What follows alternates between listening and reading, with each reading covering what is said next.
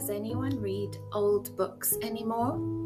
It's a rainy Tuesday, the dog is snoring, and the cat has squished up as close as possible. A stack of books lies on an old dresser, and from here I can see Isaac Asimov, Arthur C. Clarke, collections of poetry, and a biography. Let's not forget a western or two.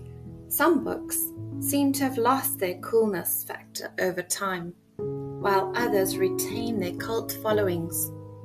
And yet, the writing is as fascinating as ever. Do you want to take a dip with me into a book? I'll make a random choice and read some to you. Here we go. Chapter 1, Paragraph 1. The story begins. The boy looked across at the girl where she clung tenaciously to the back of her strange mount, and his heart went out to this brave sister of his. Her eyes were closed, and her breathing was gusty and irregular, but still her white knees clung to the shoulders of grey fur, and still her fingers grasped the horny roots of the great grey wings that were beating more slowly now. He sucked in his breath and wondered what it must be like to die from the flameless fire.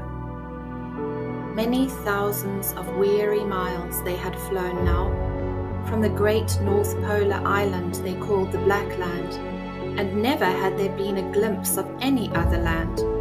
For many weary weeks, the tireless wings had carried them over the wastes of water that covered the surface of Venus, flying strongly by day, low over the water when it was calm, and high in the dense atmosphere when the mountainous waves of Venus were beaten into the tremendous tempests that reared the foam-crested waves, sometimes a half-mile high.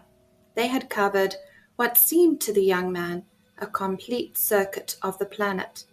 But now it was becoming obvious that in reality they were just now entering that dread belt the Krebs had warned him against, that broad band of equatorial heat that had forever sundered one hemisphere of Venus from the other. When the young pair had first mooted their project of faring forth to seek mates of their own kind, the Krebs had told them that once only in their history had that barrier been crossed.